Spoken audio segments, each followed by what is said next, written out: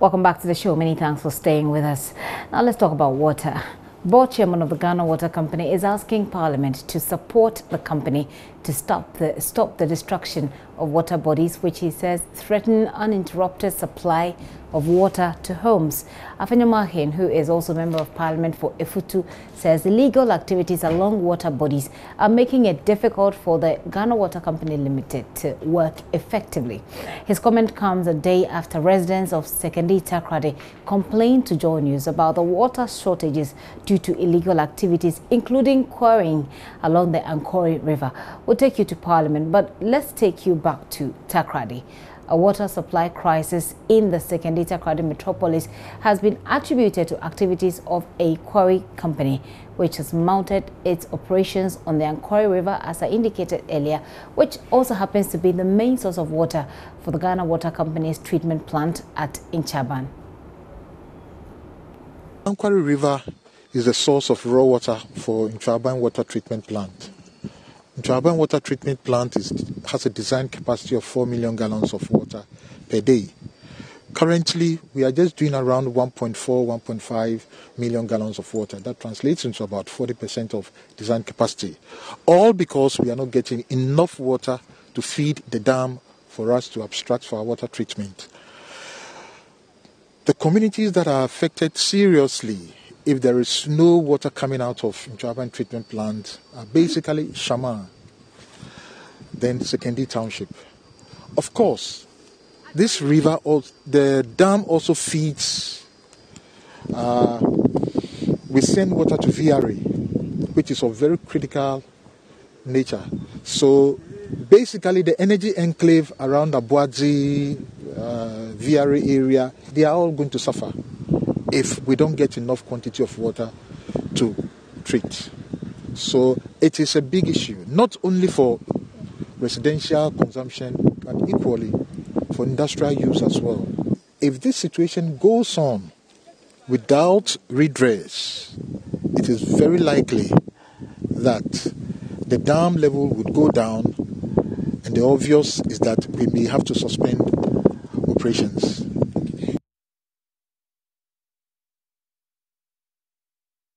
So you heard Engineer Mark Teko Kujo, who is the Regional Director of the Ghana Water Company, speaking there. Let's go to Parliament, where Joseph Opoku-Gakpo is standing by for us. Hello, Joseph.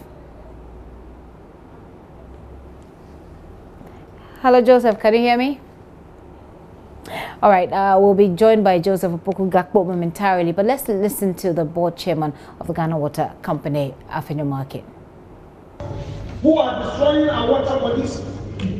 I'm calling on my colleagues in their various constituencies, because, Mr. Speaker, if you don't get water in your constituency, you'll be up in arms against Ghana Water and the government. My respected colleague Atu Forsen, in a debate on one of the heated days on this floor, had said that we have invested no less than 2 billion Ghana cedis in the water sector alone. That is true. Perhaps more. But are we able to provide sufficient potable water for our people? No. So we set up the treatment plant, but we are unable to distribute. We are unable to supply regularly. We ration water. Because of that, we are even treating seawater desalination at a very high cost. When you have water in abundance. No, Mr. Speaker. So, Mr. Speaker, my colleagues who know that water is life must support this statement. It is not their rhetorics. Pay heed to the realities. Take partisan politics out, so that this country will win that war against climate change as we move on. Thank you so much, Mr. Speaker.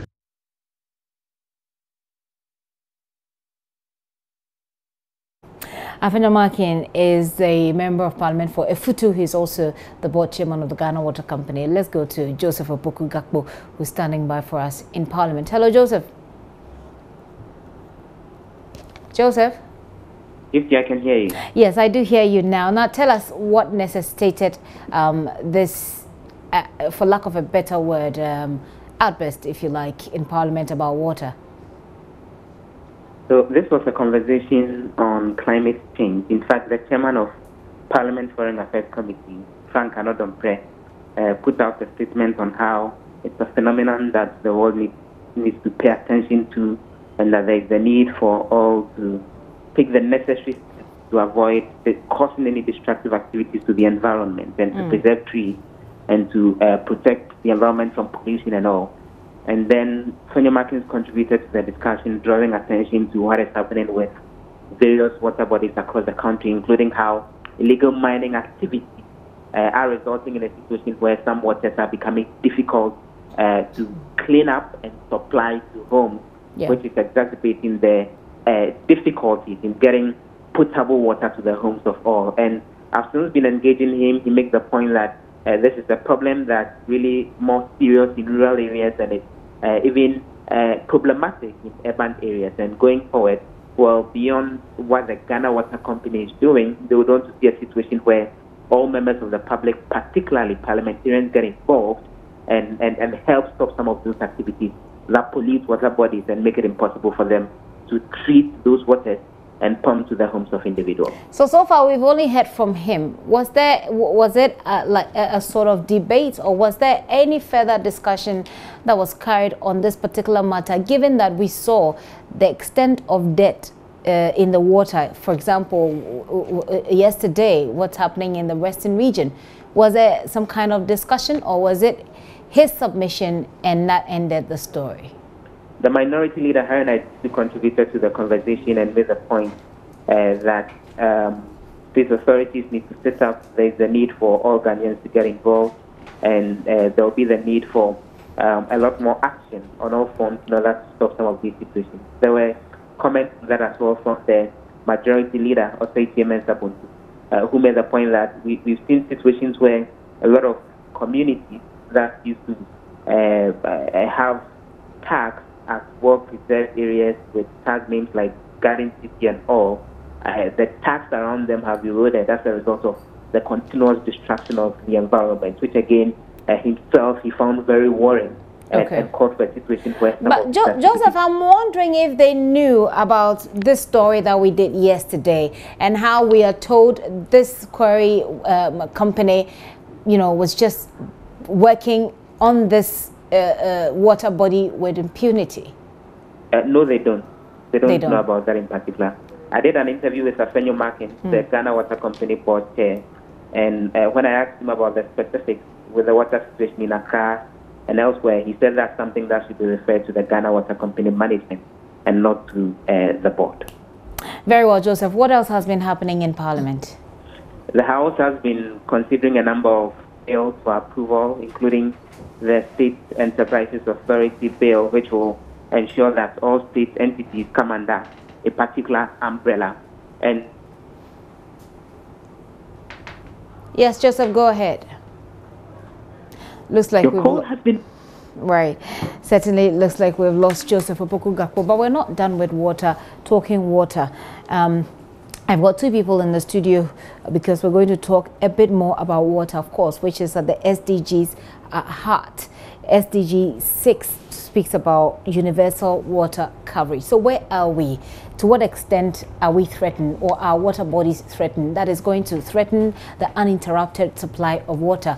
Abdul Nashiru is Country Director of Water Aid Ghana. He joins me in the studio. Mr. Nashiru, welcome. Thank you. Thank you very much. I also have here in the studio Adjoa Pencil. She's chairperson of the National Planning Committee for World Water Day in Ghana. By the way, World Water Day, we understand, happened last month, 22nd of March. You're welcome, Mrs. Pencil.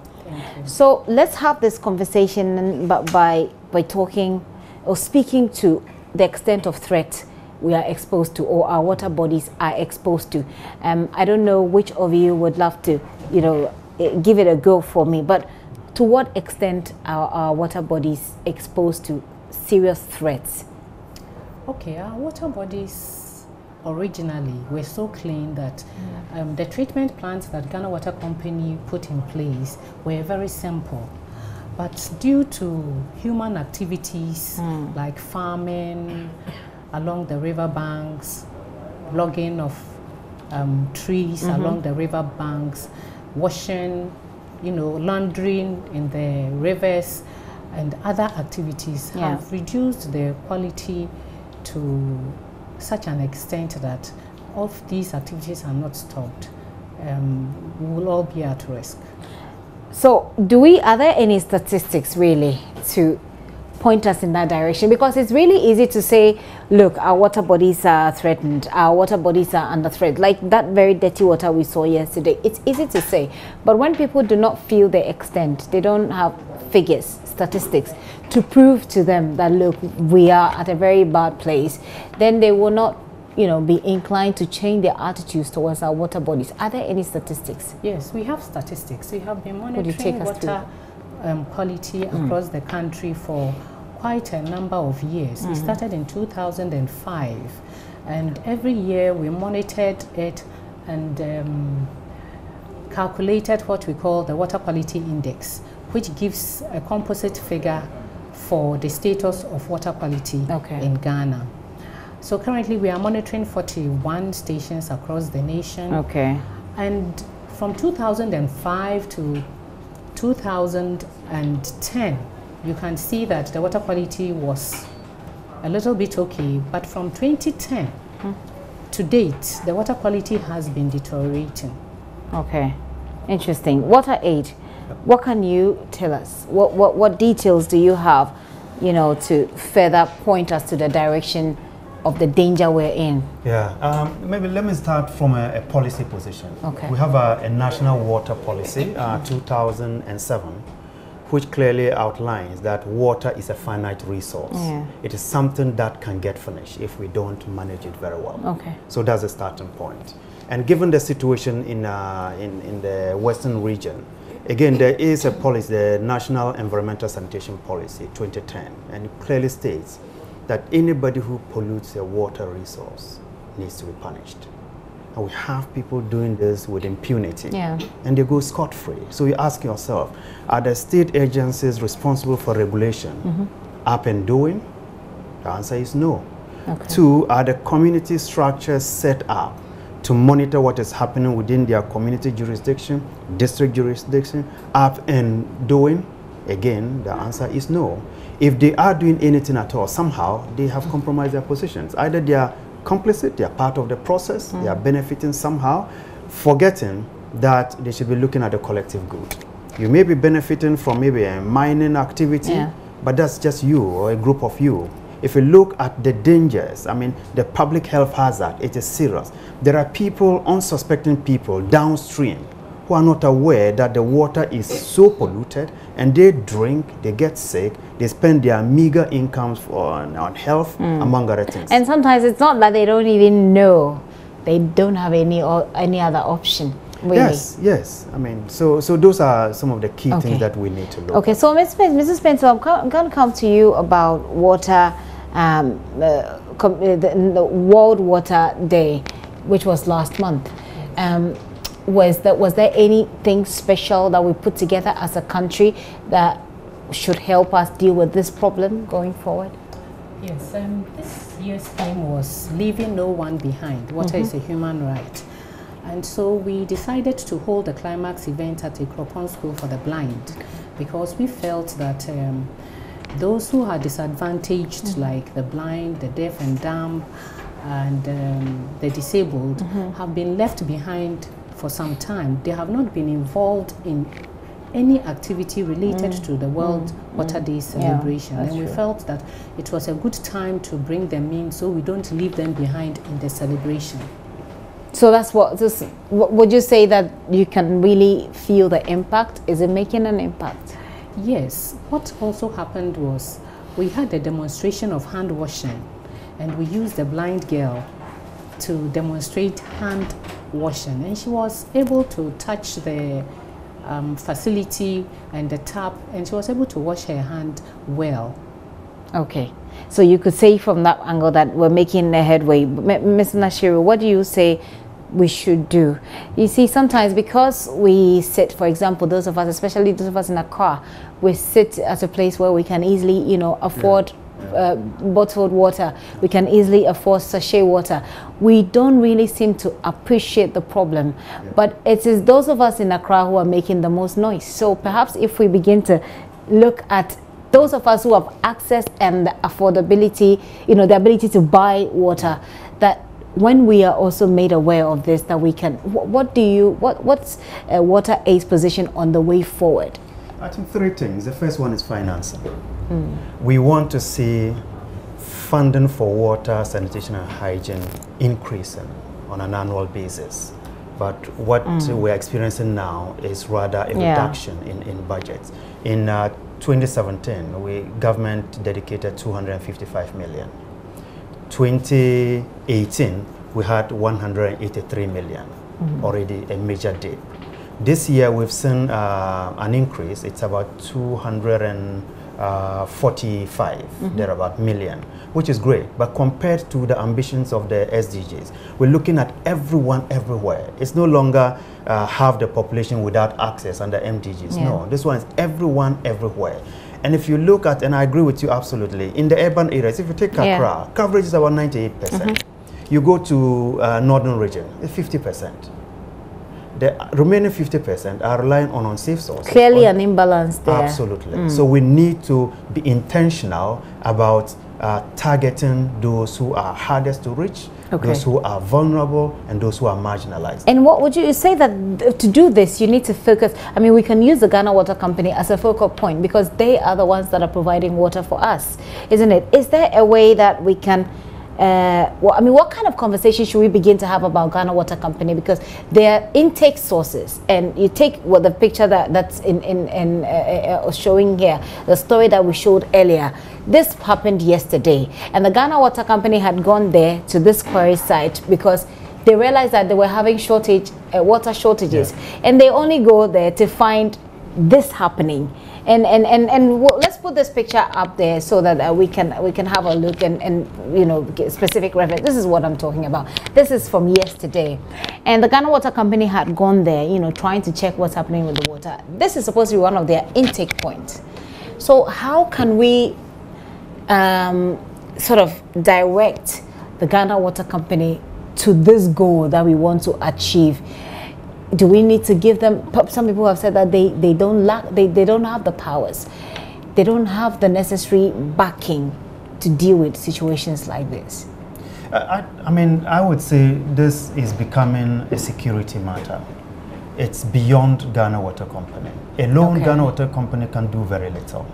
It is spending far more now to treat water than it used to. So which clearly shows that funding is not such a big issue. The issue is about, it's an issue, but it's not such a big issue. For instance, if we're spending, this is an example, 100 million Ghana cedis to treat a certain quantity of water. Now, because the water is so dirty, filled with chemicals, they have to spend more, which is not acceptable. Two, they have challenges with siphoning of water, we call it unaccounted for water. They produce a certain amount, and 50% is lost. That's something we need to check again. So we have individual responsibilities as well, not just the company. But as far as you're concerned, at the level of the Ghana Water Company, there isn't much that can be done. No, I'm just saying that alone, they can't do much. They can't do that. We need to make sure that we are supporting them with the regulation, with the enforcement. Ghana Water Company is not set up to enforce. We have Public Utilities Regulatory Commission. The security forces could also be involved in this. That's what people are saying, that perhaps if we began to give them a bit more of power, that will probably be a cumbersome process that won't bring us much, you think? Yeah, they're not set up for that. Ms. Benzo, I just want to find out what your thoughts are on this. I mean, what can be done about Ghana Water Company, if Ghana Water Company should be a point of reference for dealing with this problem? Okay, Ghana Water Company actually supplies water to the urban areas, and Community Water and Sanitation Agency is responsible for facilitating water supply to the rural areas. So together, these two government agencies must work to make sure that we have water for all. Now, the reason why some people do not have water is due to the physical environment. So, for instance, the rural areas depend solely on groundwater And groundwater also depends on the terrain. So if you live in an area where there is not enough groundwater, then it means that you would be, I would call it, a little bit left behind. So that is actually not your fault or the fault of the provider. So what is happening currently is that they are looking for alternative sources. We have alternative sources such as rainwater harvesting, which some communities have had for years. So that is an alternative source which can be explored. Okay. Then for the others which are marginalized, for some it is due to, let's say, finance.